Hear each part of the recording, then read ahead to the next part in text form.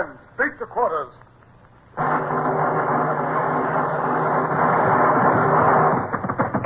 Run out the guns. Stand by the starboard battery. One broadside into it, if you please, Captain Bush. Pointers on target. Linstocks ready. Aye, aye, sir. Ready. Fire!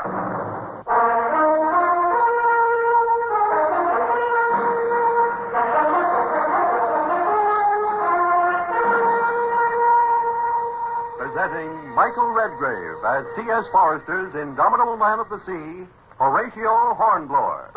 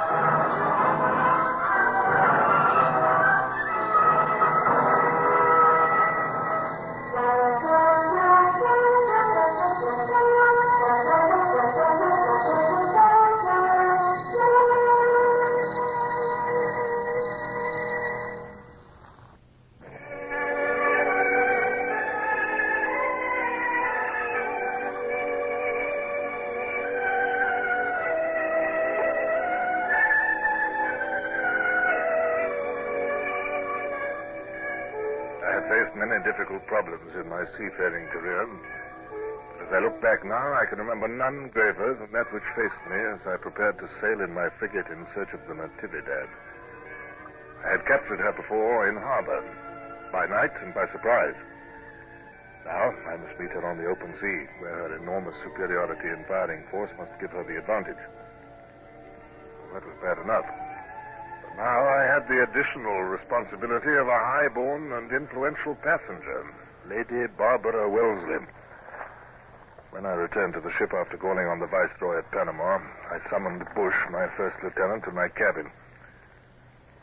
Mr. Bush, where's Lady Barbara? She's on the quarterdeck, sir. I had the carpenter knock up a hammock chair for her. I had a bit of awning rigged so as to give her some shade. Mr. Bush, the Lydia is a frigate about to go into action, not an Indiaman with nothing to do but pamper passengers. No, sir. If Lady Wellesley takes advantage of her position and forces me to carry her to England, I cannot refuse. But this is no reason why my ship should be turned into a boudoir. No, sir. Confound you, Bush. Can't you say anything but no, sir? Yes, sir. Forgive me, sir, but it would have been highly dangerous for her ladyship to stay ashore with yellow fever spreading as it is. So she seeks safety by coming aboard a ship which is about to fight an enemy twice its size. Now, hark ye, Mr. Bush, no good will come of this. If we win the battle, we shall be censured for exposing her ladyship to danger. If we lose it, I cannot imagine you losing any battle, sir. Not if it was the whole Spanish fleet instead of just one ship. When I want your opinion, Mr. Bush, good or otherwise, I will ask for it. How am I going to pace my quarterdeck with a woman sitting there? The thing I've just thought is my shower bath under the pump on deck. Look, have a screen rigged. See that the crew are warned about dress, too. In this heat, most of them work half naked. Aye, aye, sir.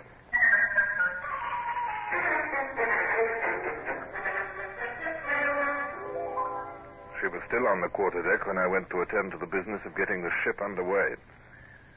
It was infuriating. Heave! Heave, there, eyes! Heave!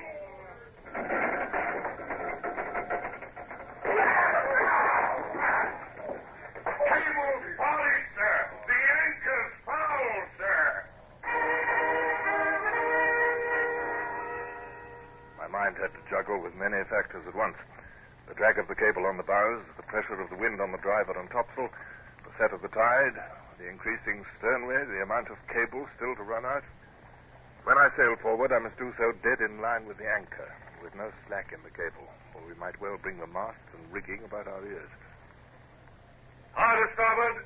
Starboard it is, sir. Smartly with the braces now. Now she's checked, Mr. Bush. She's moving forward. Mr. Bush, now, hands aloft, set every sail that'll draw. All hands aloft! Carry it quickly. Take in the cable. She's making, sir. She's making. Yes, but we mustn't sail up to our anchor with too much speed on her. When I give the order, Mr. Bush, we shall see how well you've drilled your crew. Those sails must come off her like lightning, or we're not to be taken aback. They will, sir. I swear by the crew. Stand by. Now, take her off, sail. Courses, topsails, and gallants for your lives. Hard at work. Hard at work. Capstan there. Cable in. Quicker, quicker. Round, Brashy. Fly, yes, the big flood. The moment had come. With sail off, the Lydia was drifting up to her anchor. Now was the moment when either she would raise it or the maneuver would end in disaster. Every man aboard, save the wildly rushing capstan hands, held his breath. Anchors free, sir. Set all sail, Mr. Bush. Aye, sir. By heaven, sir. You've shown those Spaniards the finest bit of seamanship they'll ever see in their lives. Kindly attend to your duties, Mr. Bush. Aye, sir.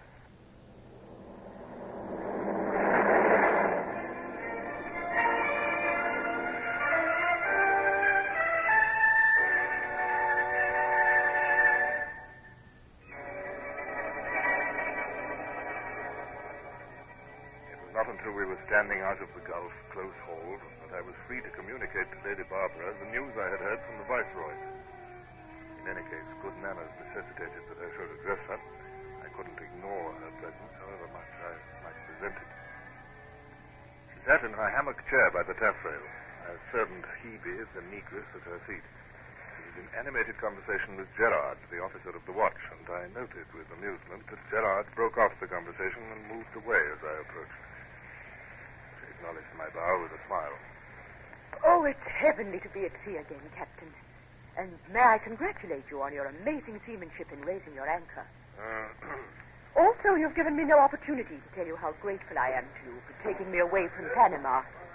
I was treated well enough, but, well, I was in charge of Her Excellency. An admirable woman, but oh, so dull.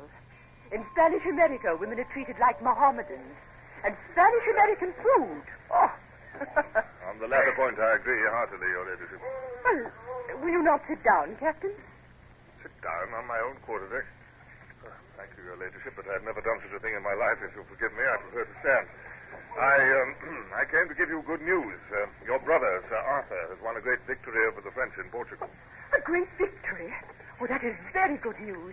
I've always been proud of Arthur, and this makes me prouder still. Well, I am happy to be the first to congratulate his sister. Oh, Captain, just look at that setting sun. One almost expects to hear a hiss as it sinks into the sea. Yes, I endeavor never to miss the sunset in these waters, Your Ladyship. It's a daily miracle. Beautiful. Exquisite. I hope Your Ladyship was well provided for during my absence ashore. If there's anything further that lies within my power... Well, there's just one thing, Captain, that I should like to ask as a favor. What is that? That is that you do not call me Your Ladyship. Call me Lady Barbara, if you will. Certainly, Lady Barbara. And if Lady Barbara doesn't come easily to you and you wish to attract my attention, you can always say, Oh, Captain, I'm so sorry. Please accept my apologies. I realize now that to mock you was quite unforgivable. There's nothing to forgive, ma'am.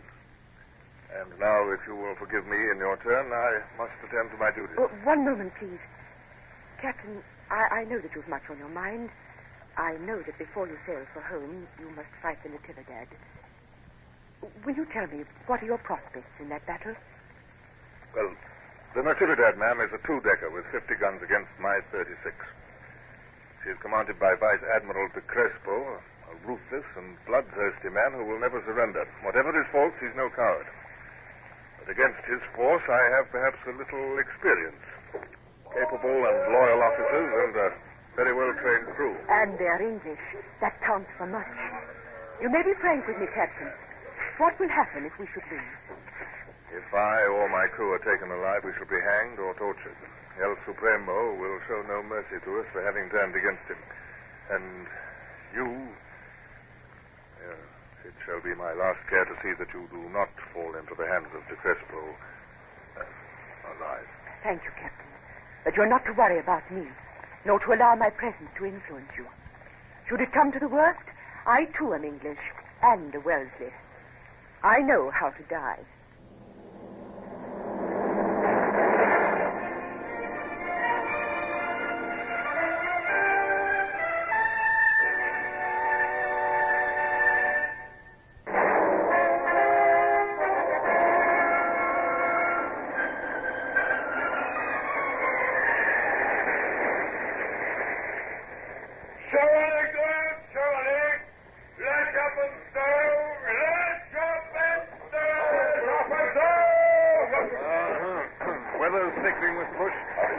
Sent down to you, sir, for permission to shorten sail. Yes, get the courses and gallants off her, Mr. Bush. Aye, sir. Hands to shorten sail.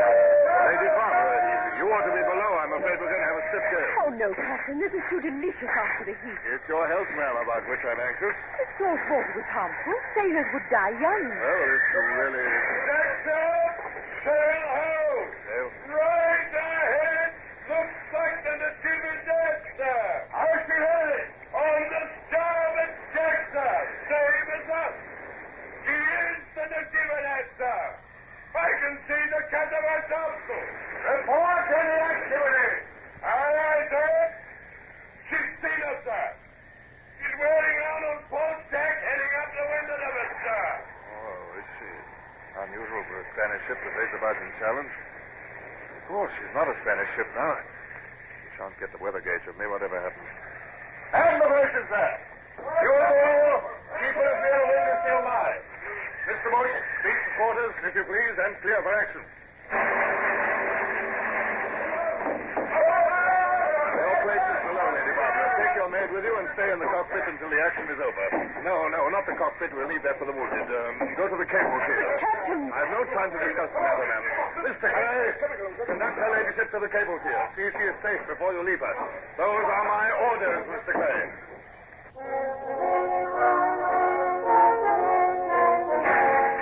Mr. Bush's incessant drilling of the crew showed its value now.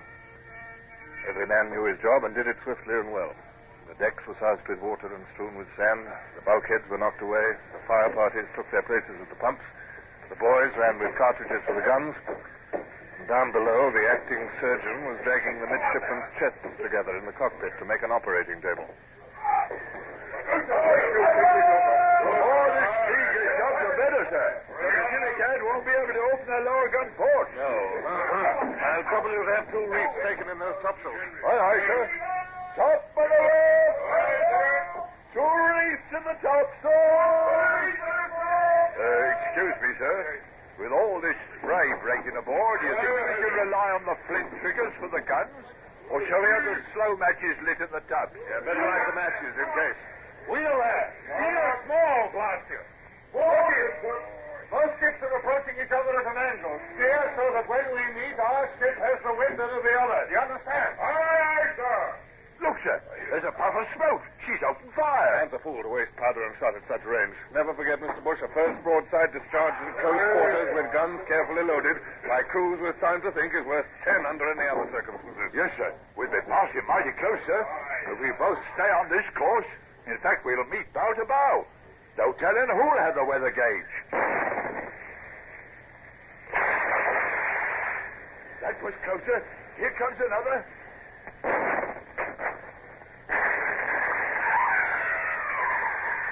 That got us. 2 men down at number 4 gun, sir. Christmas! We're going to shave it close. Stand by, Mr. Rayner. Fire as your guns bear. Wheel there. Watch your helm of weather. Yes, sir. Now, hold her as she comes round. Fire!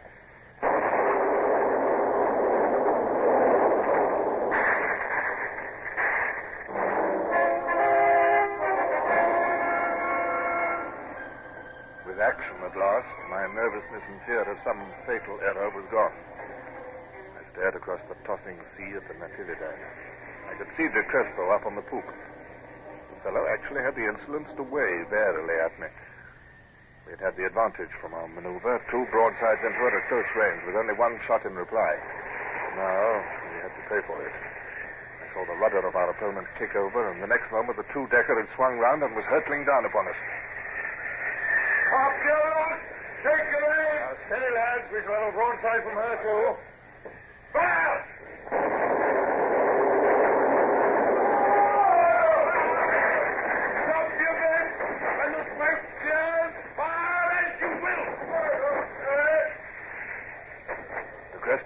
evidently unable to trust his crew to fire independently and was working them to the word of command.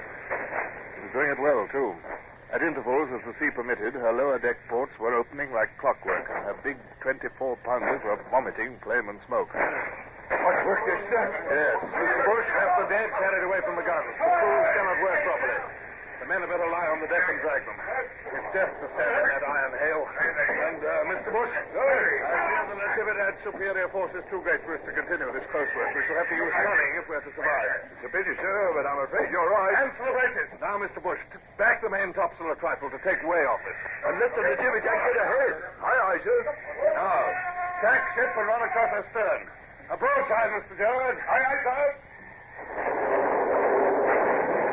Now attack again. Right in the braces there. Back across her stern. Your guns, Mr. Raynor. Glorious. Damn my height. Glorious. Two broadsides into a stern. She's too big and clumsy to take them out like us, sir. Yes, save your satisfaction for the end. She's coming back at us. Oh, she is, sir. And her lower gun ports are open as well this time. It's going to take some real punishment now. There's Dick Crispo, drilling like a knife. I hope he was killed, sir, in our broadsides. Here she comes. Oh, what we about to receive.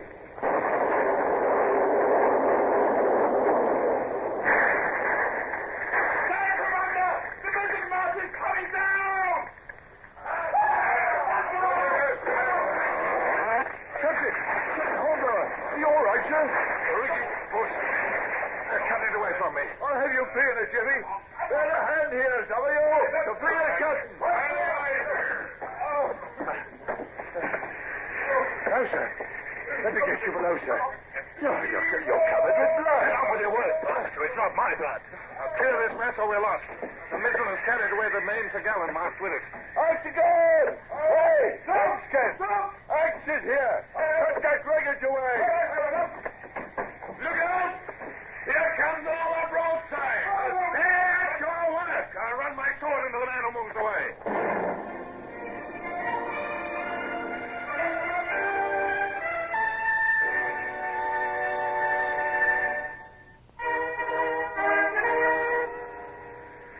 Broadside thundered into us, and I felt the Lydia leap and twist like something human as the great shots plunged into her vitals. A man wielding his axe near me suddenly vanished in a red mass. I picked up his axe and attacked the tangled wreckage myself. Suddenly I felt the ship lurch and swing. She was free of the wreckage. Most of the men who had been on the quarterdeck with me were dead. Marines, seamen, officers. Natividad was wearing round again, and I forced my mind to concentrate on the problem of how I could maneuver my crippled ship and continue the fight. Man the braces. Mr. Bush, we'll try and bring her into the wind. We'll, on to starboard. Starboard, sir. Stand to your guns, men. Fire. Oh, well done, lads. There goes our foremost. Give it her again. Pump it into her. Fire.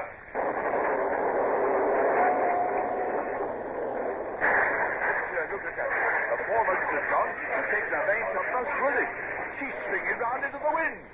She's as helpless as we are. Confound it, the gale is blowing us apart. Ceasefire, then. You're only wasting your shot at this range. With the mizzen gun, sir, I can't get enough leverage to sail into the wind. No, it's infuriating, but she's in the same trouble. Mr. Bush, the ship which is ready for action again first will win this battle. Aye, sir. I'll get that. Bush, you're hurt. It's not so much, sir. A falling block caught in the head. I'll tie it up for now. Are you all right, sir? For heaven's sake, don't stand there asking questions like a fool. I'm standing, aren't I? Get this deck cleared up so we can move. Lady Barbara, who gave you permission to come on deck? My orders were for you to stay below. The deck is no place for you. I can see that, Captain. I've no intention of obstructing you. I propose to lock myself in my cabin. Your cabin? Yes, please allow us to go to my cabin, sir. There's no cabin left for you, ma'am, I guess. 4 broadsides of 24-pound shot from the Natividad have passed through your cabin, ma'am, and what is left of it wouldn't shelter a fly. Oh, dear. And we've much to do to make our ship ready to fight again. Very well, Captain. But your coat is torn, sir. You are bloody. Can I help you at all? Yes, ma'am. You can help me and all of us by going back to the cable tier. I offer my humble apologies, Captain. Mr. Bush, you will no doubt appreciate the situation. Yes, sir. You must frigate Geordie must and get back into battle as soon as possible. And impress on the men, Mr. Bush, that their lives and liberty depend upon speed. The first ship ready for action is going to win this battle.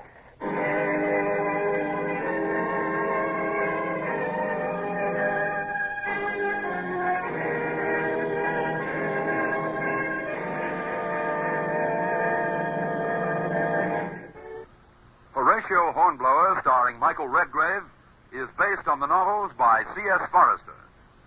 Music composed and conducted by Sidney Torch. Produced by Harry Allen Towers.